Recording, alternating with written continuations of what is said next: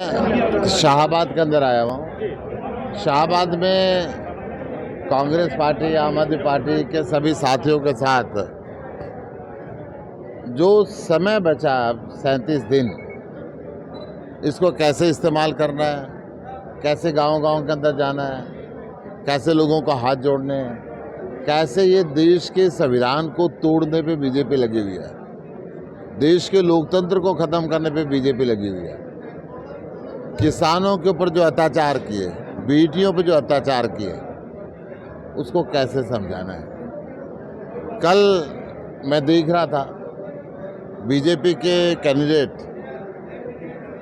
एक बोरी उठा के किसान हितैषी होने का नाटक रच रहे थे। जब इसी कुरुक्षेत्र में पीपली पे किसानों पे गोली की शुरुआत हुई, जो कुरुक्षेत्र से शुरुआत होकर पूरे देश के अंदर बीजेपी ने जुल्म किया, किसानों के ऊपर मुकदमे करे, 1.5 साल तक सर्दी, गर्मी, बरसात, तूफान के अंदर किसानों को बैठा के रखा। उस समय नवीन जी कहाँ थे? मैं उनसे पूछना चाहता हूँ।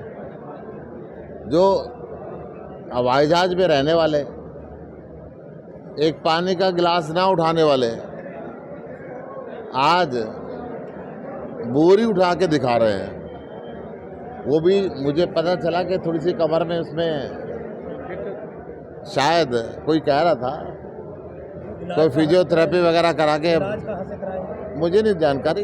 अभी कोई मुझे बता रहा था कि वो करते करते 2 बार गिर गए थे बोरी उठाते उठाते। उन्होंने शायद खुद भी ट्वीट किया है।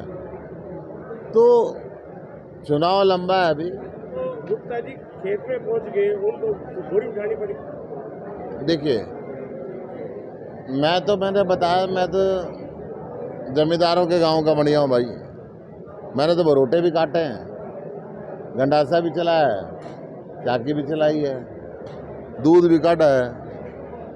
और कदे कदे मेरी माँ बिलोनी पे बिल आधा करते भाई, लासी बिलोले, दही बिलोले का तो मक्खन अलग अलग जगह, लासी अलग अलग जगह। 1 मई को आप नॉमिनेशन दायर कर रहे हैं, सुनीता केजरीवाल जी आ रहे हैं, भूपेंद्र सिंह हुड्डा जी आ रहे हैं, क्या? हाँ, अभी टेंटेटिवली ये ऐसा है, बाकी सीनियर नेताओं से बातचीत होगी।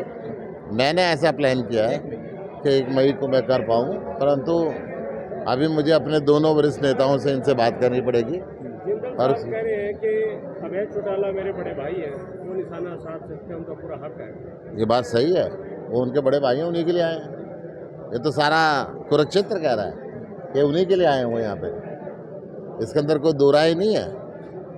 वो उनको मदद करने के लिए आए, तो बड़े भाई का वो फर्ज निभा रहे हैं। बीजेपी को जिताने के लिए आए हैं, वो फर्ज उसका निभा रहे हैं।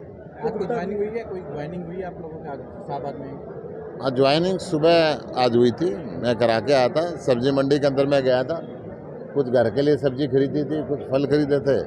सब्जी मंडी में लोगों को मिल के आया था। चाय भी पिलाई है आज आपने? फिर चाय बनाई, चाय खुद भी पी और लोगों को भी पिलाई। जो देश में हर व्यक्ति को घर का दफ्तर का दोनों काम करने चाहिए, तो मैं भी थोड़ा थोड़ा कर लेता हूँ। गुप्ता जी, अनिल विज का बयान है आज। जुल्म का जवाब वोट से।